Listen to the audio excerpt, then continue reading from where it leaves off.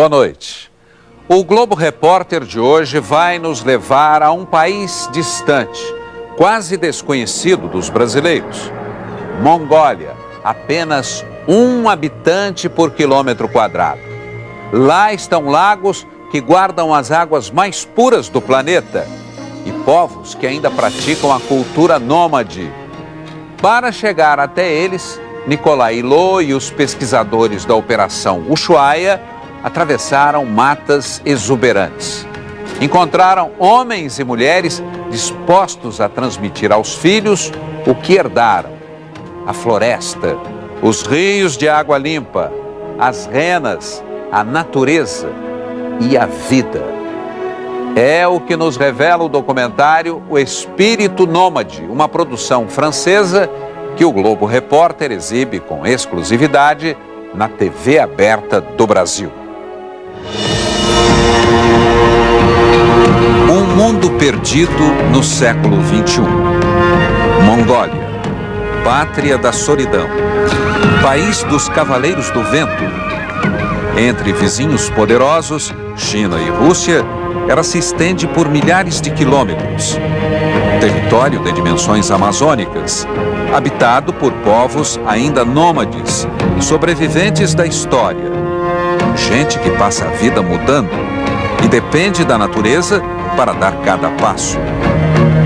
Vamos ver crianças apostando corrida sobre o lombo de renas.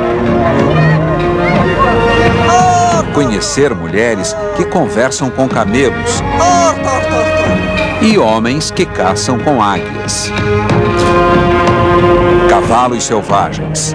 Vamos observar o mais arredio de todos, a raça que homem nenhum conseguiu domar. Matas de um colorido exuberante. Reservas que guardam as águas mais puras do planeta.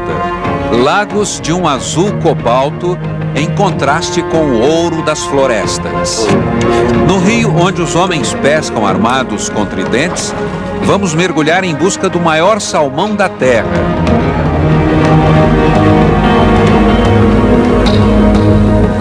E da truta gigante do coração da Ásia. Os primeiros raios iluminam o acampamento dos Saatans. Parece uma aldeia de índios americanos de quem os mongóis são parentes distantes. Este é um povo que acompanha a migração das renas e que aprendeu a viver em harmonia com uma natureza selvagem e difícil. É verão na Mongólia. Os dias são agradáveis, as noites geladas. Crianças dormem ao ar livre, habituadas com as geadas do amanhecer.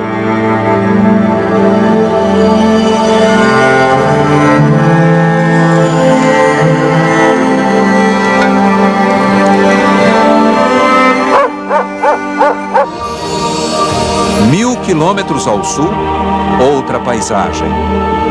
Aqui as tendas são chamadas de yurts. Lembram cogumelos brancos brotando sobre o verdejante vale do Orkhon. Nicolai Hulot está chegando. Encantado com o magnífico cenário, nosso incansável aventureiro acompanha uma tropa.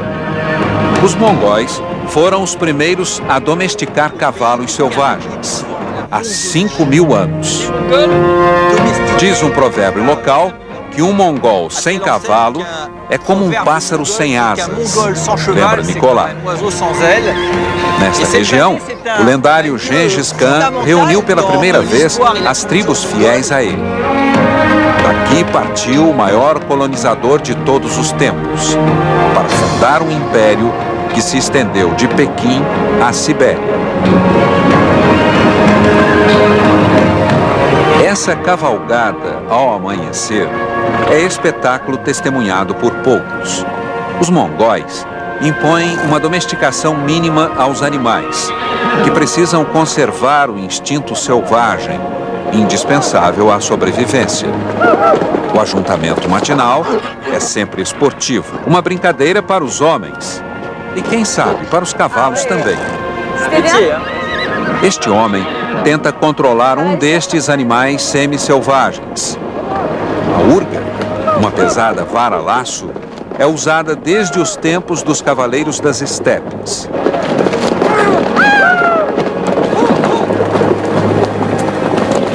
Alguns animais são particularmente astutos.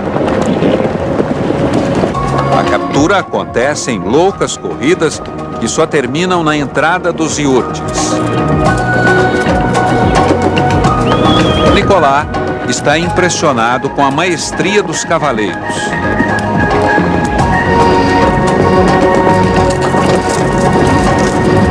Amara, uma jovem antropóloga mongol que fala francês, recebe o nosso pesquisador.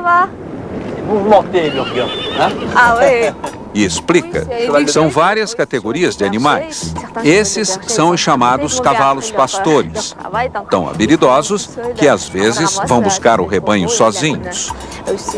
O cavalo de carga, que carrega o peso do acampamento nos deslocamentos. E os mais ágeis, os cavalos de urga, usados para laçar os outros.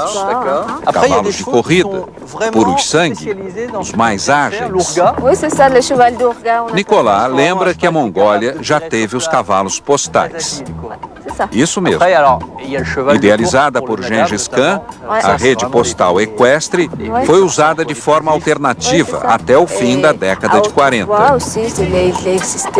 O movimento dos cavaleiros chama a atenção de Nicolas. É incrível, ele diz. Algumas correrias às vezes terminam em tombos ou banhos inesperados. No verão, tudo é festa.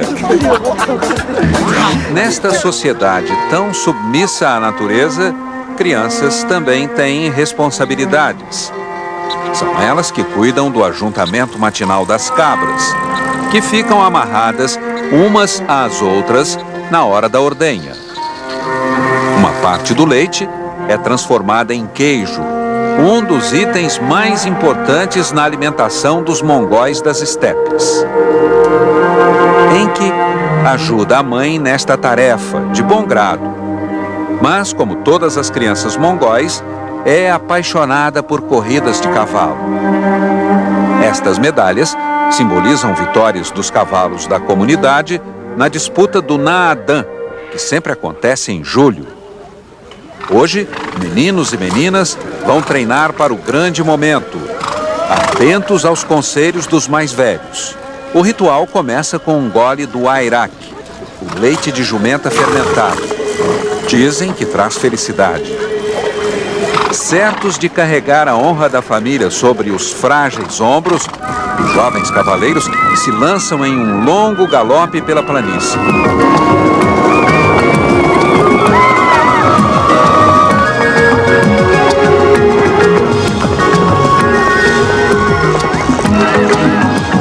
Chegada, um sorriso ilumina rostos infantis.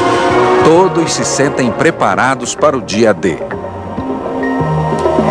Alguns dias antes do 11 de julho, data de festa nacional, o clã inteiro se desloca em direção à cidade.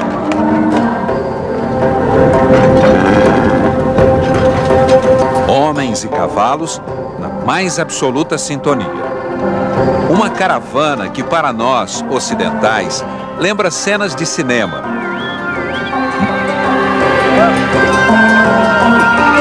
Moron, sede da grande festa nacional, vai homenagear as tradições mongóis. 3 dias ao ritmo do Naadan. A luta é um dos esportes nacionais. E campeões se enfrentam diante do grande público que vem de longe. Naadan é também a ocasião para os saltimbancos se apresentarem.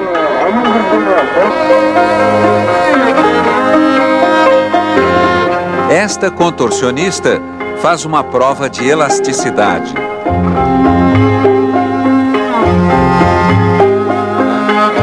Para espanto e deleite da multidão.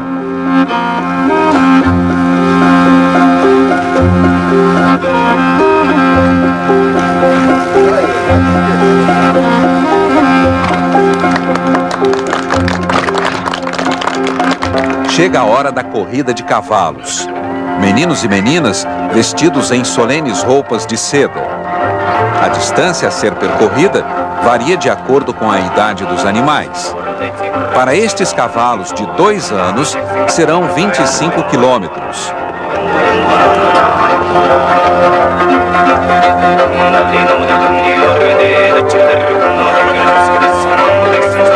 O jovem vencedor e, principalmente, seu cavalo serão os heróis do dia e do ano. Mas os últimos a chegar não serão desconsiderados. Aqui, o essencial é participar. A festa acaba e os nômades mongóis voltam para o verde vale do Orkhon. Mais uma vez, eles vão montar suas casas, quentes no inverno e frescas no verão, e incrivelmente resistentes aos ventos fortes que varrem a estepe. Esta tenda circular, com 25 a 30 metros quadrados, é suficiente para abrigar uma família inteira. A estrutura de salgueiro é coberta com 150 a 200 quilos de espessas telas de feltro. No acampamento, a vida cotidiana desta pequena comunidade. A tosquia, sempre feita no final da primavera ou no verão, para que o animal tenha tempo de refazer a pele antes que o inverno volte. Esticada em grandes telas costuradas, a lã é estendida em muitas camadas, cuidadosamente arejadas antes de serem umedecidas. A primeira etapa da fabricação de um novo feltro é responsabilidade das mulheres. Mas a finalização deste tapete, 100% natural, é competência de um homem. Ele vai de vilarejo em vilarejo, oferecendo sua habilidade. Uma pequena amazona está chegando. Quantos anos ela tem? Pergunta Nicolas. 5 anos, responde Amara. Nesse acampamento, Nicolas vai conhecer uma família mongol, a família do senhor Tsindot. Ele é o avô? Sim. Amara vai apresentando o pesquisador aos curiosos anfitriões. O patriarca, que tem 80 anos, diz que a vida não mudou desde que era jovem. E o airak é servido ao visitante. O leite de jumenta, a bebida preferida, é cheio de vitaminas. Um pouco alcoolizada, observa Nicolas. Nesta época do ano, os dias são iluminados na Mongólia. Quem vem ao encontro de Nicolas neste eficiente triciclo é outro pesquisador francês. O etnomusicólogo Alain Dejac fala correntemente a língua do país. Há 20 anos, ele percorre a imensidão da estepe. Tudo bem? Nicolas recebe o colega com alegria. Isto é o que chamamos uma das mais lindas manhãs do mundo. O movimento em torno do acampamento já é grande. Alain explica a Nicolas que existe uma relação muito próxima entre os criadores e seus animais. Eles desenvolveram até uma linguagem animal, expressa por chiados. E o pesquisador pede a uma das pastoras uma exibição. Isto é para chamar as vacas e os iaques, os carneiros, as cabras, por exemplo.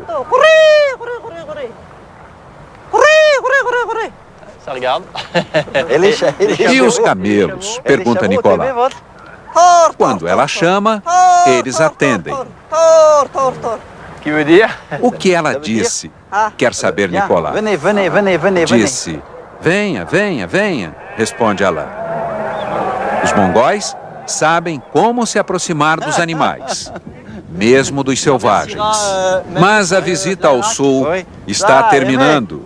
Nicolas, Alain e Amara se preparam para partir, acompanhados pelos nômades que os receberam com tanto carinho.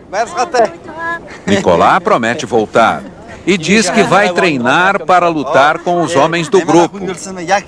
Mas é da avó que ele se despede com mais emoção. Às vezes, é difícil abandonar famílias que abriram suas casas e seus corações. No que pensavam Nicolai e seus amigos quando o avião passou sobre os iurtes? A viagem agora segue em direção ao norte. Sob as asas do velho Antonov, paisagens impressionantes começam a se revelar. Retratos da beleza de um país de apenas 1 habitante por quilômetro quadrado.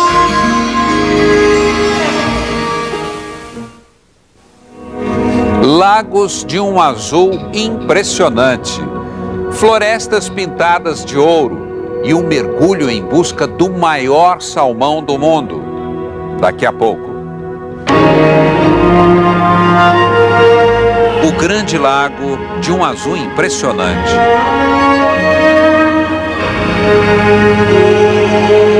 Montanhas que lembram paisagens lunares.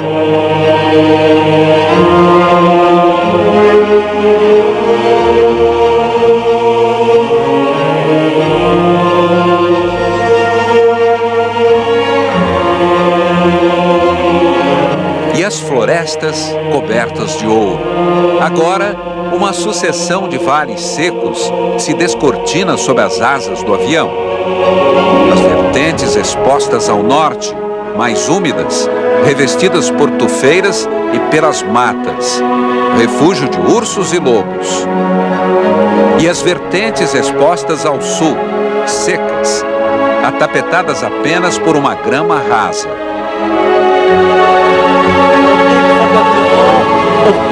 Nicolai diz que estamos no coração da Ásia, o lugar da Terra mais distante de qualquer oceano. O cenário dos últimos Saatans, nômades que pertencem ao povo mongol, mas não à República da Mongólia. Na década de 20, quando a Revolução Russa confinou esse povo à República de Tova, alguns ficaram isolados na parte mais fechada do país. Esquecidos ao abrigo da montanha, puderam preservar a vida nômade. Lá embaixo, terras alagadas, verde e azul. Um inesquecível espetáculo de cor e luz.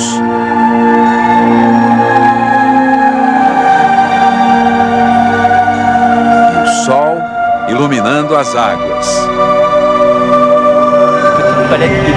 Nicolai alerta: os homens e mulheres que vamos encontrar são realmente sobreviventes da história. O valente Antonov se aproxima da cidadezinha de Tsagaan-Nur. Aqui, as construções em madeira já denunciam a influência da Sibéria, tão próxima, ainda que alguns iurtes floresçam nos jardins. Nicolai e seus amigos são esperados. Na saída do aeroporto, uma caravana de iaques e cavalos. Começa a parte mais perigosa da viagem. 2 dias de caminhada em direção ao norte, atravessando morros e florestas. Tamara parece sentir frio, mas a luz que ilumina a caravana é típica do verão. Nicolai e Alain conversam sobre a vida nômade, que parece uma escolha do homem, mas é determinada pelos animais. São eles que pressionam a migração. Quando não há mais nada para comer, é preciso mudar de lugar. Difícil mesmo é a hora de embarcar na balsa.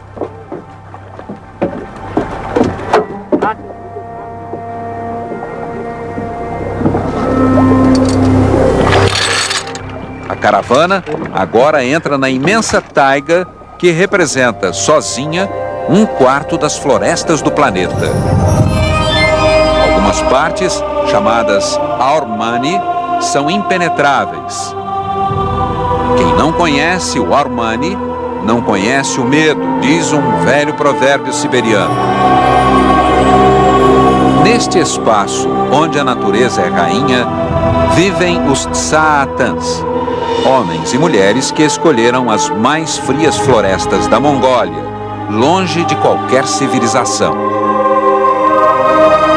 A viagem que parecia interminável está chegando a seu objetivo, os últimos obstáculos vencidos.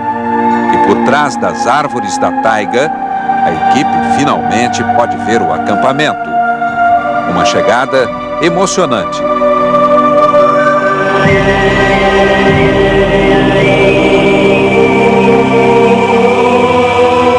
Nossos pesquisadores, entre as tendas que reproduzem o cenário dos índios americanos de séculos atrás. Mas eles estão na Ásia, no mais inacessível de todos os territórios da Mongólia, entre renas e cavalos, sob o olhar admirado dos donos da casa, que recebem com muito carinho os ousados viajantes.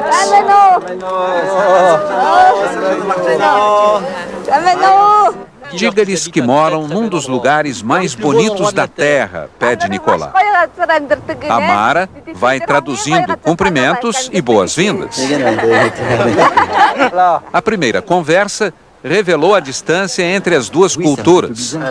Nicolás quer saber de que os nômades sentem mais falta. Alan traduz, mas a pergunta não é compreendida. O conceito de falta não existe para eles. Acreditam ter tudo o que precisam. Sob os reflexos de ouro da taiga, 70 Tsaatans vivem em cabanas de tela, cercados por um rebanho de 300 renas. A rena é garantia de uma existência simples, rude e totalmente voltada para a natureza. A caça já foi atividade predominante. Hoje ela deu lugar à colheita e à pesca, praticada com arpão na primavera e no outono.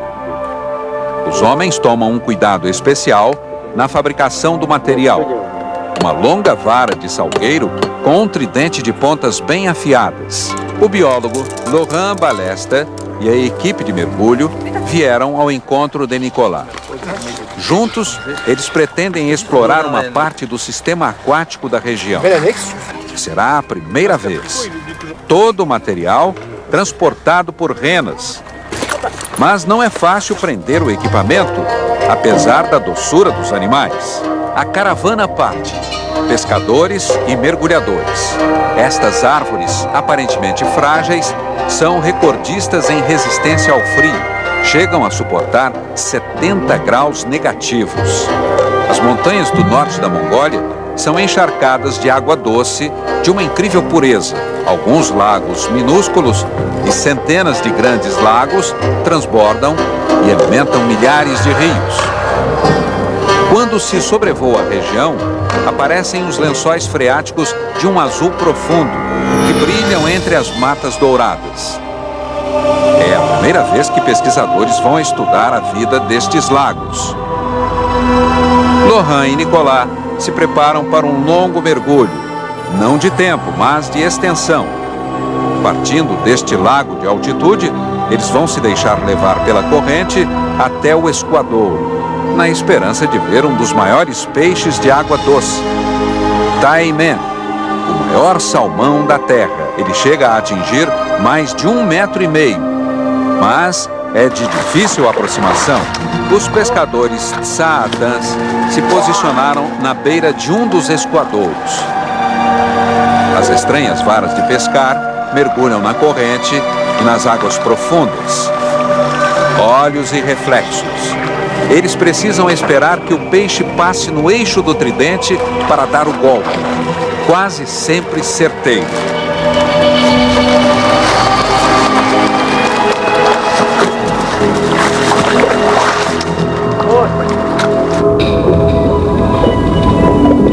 Nicolás e Laurent observam a truta Lenok. Ela atinge 70 centímetros de tamanho, 7 quilos. Insetívora, seu olhar mira com perfeição os insetos voadores através da superfície. Nicolás e Laurent avançam em direção à corrente. Nossos aventureiros chegaram a ver o famoso Taimen, Infelizmente, não puderam filmá-lo, mas conseguiram registrar a presença do peixe, que é um atestado da saúde do rio. Assim como a truta, ele possui uma segunda nadadeira dorsal, desprovida de espinhas. Só sobrevive em águas oxigenadas e limpas. E os rios da Mongólia têm muitos deles.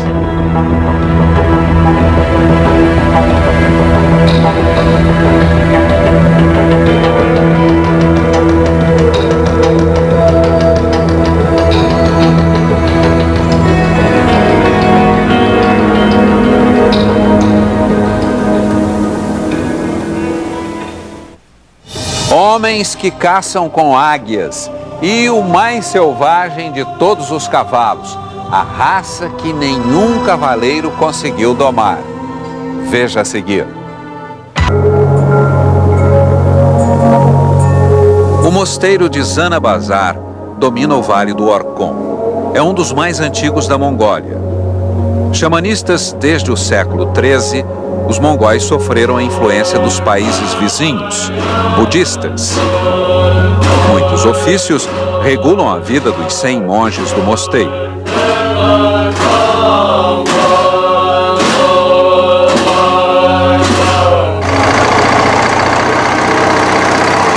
Alain Dejac, antes de ir ao encontro de Nicolas, viajou pela Mongólia para estudar os cantos religiosos e outros, muito mais raros, e passou pelo oeste, região conhecida pelos homens que caçam com águias.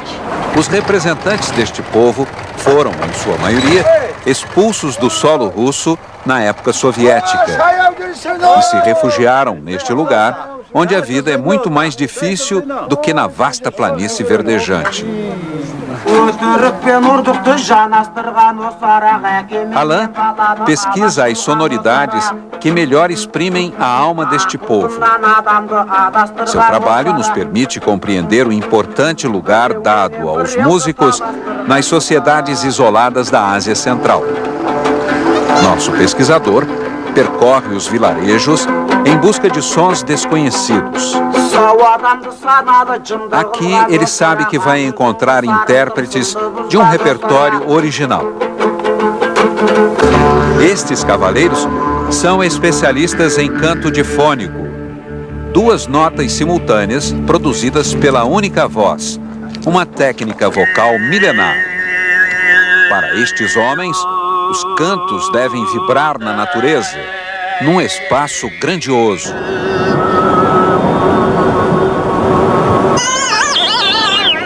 Isolado num canto da estepe, Alain transcreve as notas ouvidas, a poeira do universo sonoro dos povos da Mongólia.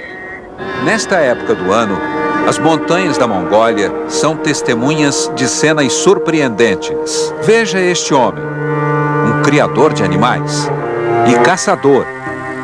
Ele procura um mamífero muito desconfiado. E, para se aproximar desta marmota, ele resolveu se fantasiar de coelho. Uma capa branca, um boné com longas orelhas. Para aperfeiçoar sua fantasia, o coelho caçador usa uma pena. Parece ser, de fato, o que chama a atenção da marmota. Postada na saída de sua toca, ela é um alvo fácil demais. E o caçador prepara o tiro. Mas a arma não é mesmo um modelo de precisão.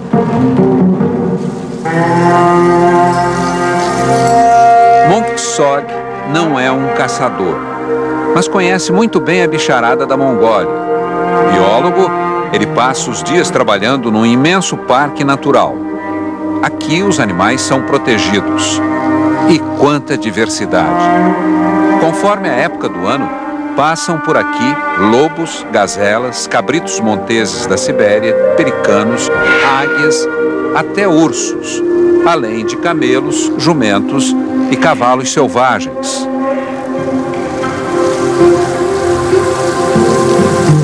No alto da colina, imóvel, ele observa tudo. A algumas centenas de metros, passeiam tranquilamente os cavalos de Przewalski, o mais selvagem de todos os cavalos, uma espécie em vias de extinção. Cientistas já constataram que ele tem um cromossomo a mais do que seu irmão domesticado pelo homem. Seria o verdadeiro cavalo selvagem, a raça que cavaleiro nenhum conseguiu domar.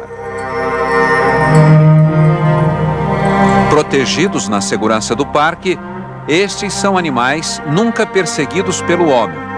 Por isso, a tropa não tem medo e se aproxima do cientista, que tranquilamente pode estudar seu comportamento. Mas vamos voltar ao norte da Mongólia, ao acampamento onde nossos aventureiros estão conhecendo a vida dos Tsaatans.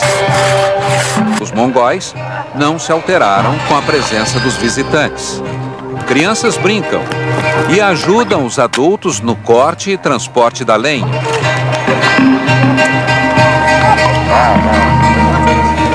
Amara aproveita o raro contato para fazer seu trabalho de antropóloga.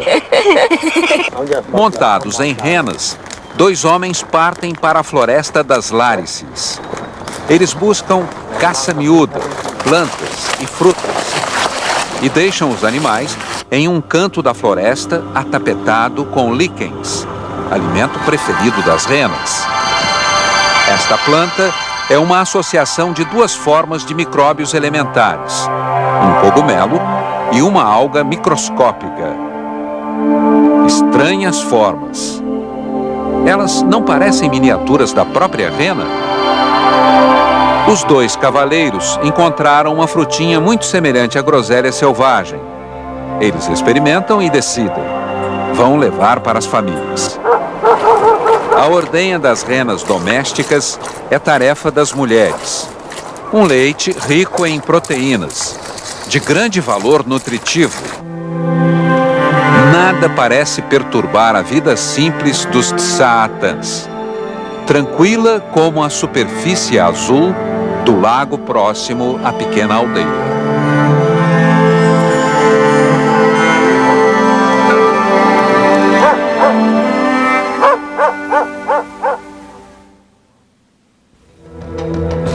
Crianças apostam corrida montadas em renas e a grande migração do povo nômade em busca de um novo lugar.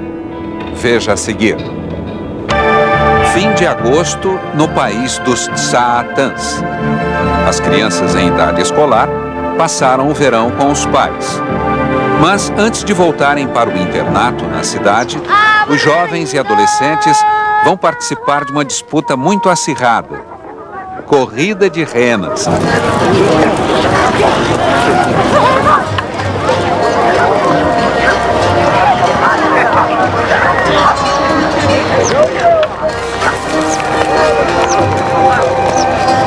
A chegada acontece na frente das tendas. Toda a comunidade reunida. A corrida é um ritual e uma festa, mas também uma comunhão com a natureza, da qual os Tsaatans aceitaram ser dependentes para sempre. Esta mulher é a xamã da pequena comunidade. Longe de ser um folclore, as práticas xamanistas têm uma importância fundamental para esse povo. O xamanismo simboliza o equilíbrio com a natureza. Alain explica a Nicolas que o xamã não tem poder político, mas espiritual. O ritual que os pesquisadores estão convidados a acompanhar começa com o toque de um tambor, que foi purificado pelo fogo, como as roupas da xamã. Ela vai viajar pelo mundo sobrenatural, céu ou inferno. Curas mágicas são pedidas nestas sessões. Esta noite, espera-se a ajuda das forças espirituais para a próxima migração. A velha mulher cai em transe. É socorrida com o leite sagrado das renas. Depois de alguns minutos, ela volta a si.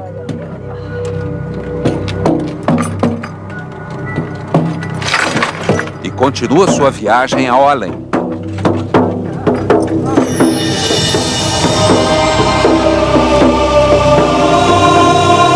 O outono continua sua obra na imensa floresta, polvilhando com seu ouro todos os dias as paisagens grandiosas.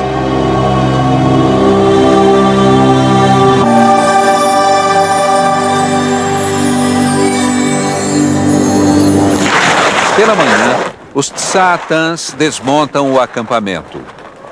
Eles se deslocam de 6 a 8 vezes por ano. Vão em busca de céus mais indulgentes. Apenas 1 hora para desmontar as tendas e carregar as renas. Até os animais parecem tensos. Mas não eles. Estes homens e mulheres que vão deixar para sempre o lugar onde viveram por um tempo.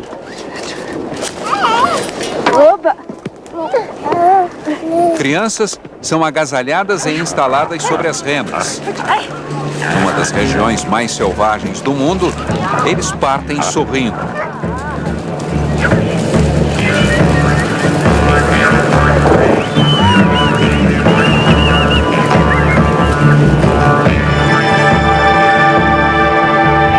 A transferência agora obedecerá a etapas. O grupo vai passar o outono nos declives florestais, ricos em cogumelos, para que as renas ganhem mais peso e condições para enfrentar o pesado inverno.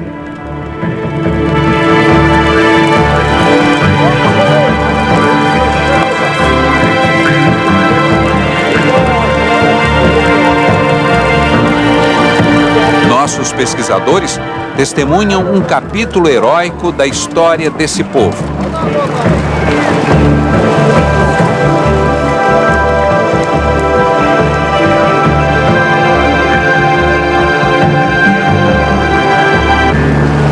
Je me souviens de cette phrase que m'avait dit un Touareg alors qu'il regardait. Eu vou repetir agora a frase que ouvi de um Tuareg quando olhava para meu relógio de pulso, lembra, Nicolas?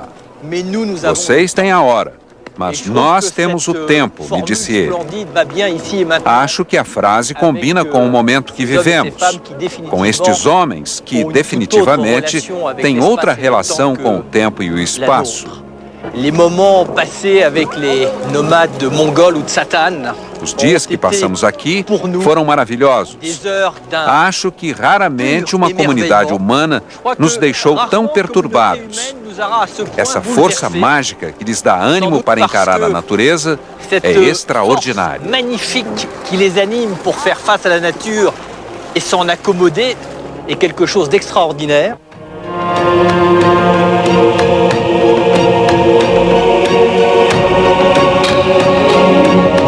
A caravana segue rumo ao desconhecido. Será uma longa marcha. Mas até quando os Tsaatãs poderão levar a vida que escolheram? Seus últimos representantes não deixarão marcas de sua passagem pela terra. Atrás deles, nem edifícios, nem riquezas acumuladas. A grande preocupação é transmitir o que eles mesmos herdaram. A floresta, os rios de água pura, as renas, a natureza e a vida.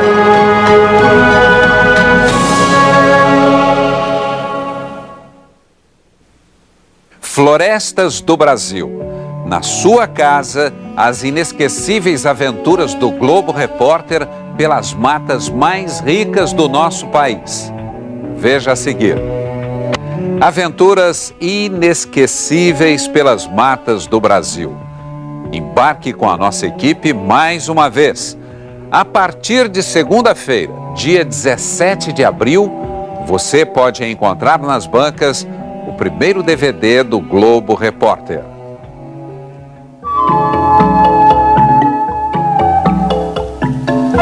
O fascículo Brasil Florestas relembra 4 programas. Ilhas de Noé. A vida nos últimos fragmentos da Mata Atlântica. Saíra Sete Cores, Saíra Militar. Gaturamos, Saí Azul, Verde, Amarelo, Ferro Velho, Sanhaço de Encontro. Para onde foram os animais expulsos de uma das mais ricas matas brasileiras? A onça que ronda São Paulo.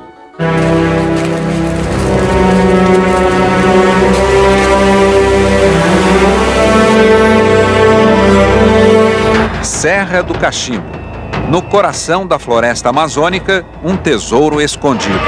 De um lado do rio, nós encontramos os aranhas de cara branca. Do outro lado, vivem os de cara preta. Isso acontece na maioria dos grandes rios da Amazônia. As cachoeiras gigantes. E as novas espécies descobertas pelos cientistas brasileiros. Um sapo extremamente colorido e brilhante. Os nativos o consideram muito venenoso.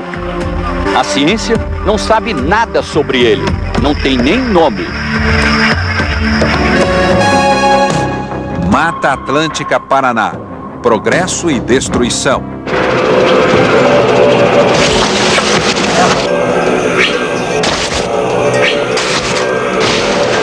Usando restos de árvores caídas, eles recriaram um sonho de infância, um lugar camuflado, onde os dois passam horas observando os animais. O refúgio de bichos raros na Mata dos Godói. A riqueza dos mangues com os caranguejos de olhos azuis. Quem poderia imaginar que no primeiro estágio de vida, os caranguejos tivessem olhos azuis? A Amazônia Selvagem, a mais antiga reserva ecológica do Brasil. Ilha de Maracá e o Vale do Guaporé, a força dos animais. Ele chegou dócil e encheu de esperança os pequenos fazendeiros. Hoje é um animal selvagem. Em 1956, o governo federal mandou 34 búfalos para o Guaporé. Vieram da ilha de Marajó. Os rios e a exuberância da floresta. O que contam os nossos repórteres sobre as surpresas que viveram para chegar a lugares tão distantes? Embarque nesta aventura pelas florestas do Brasil.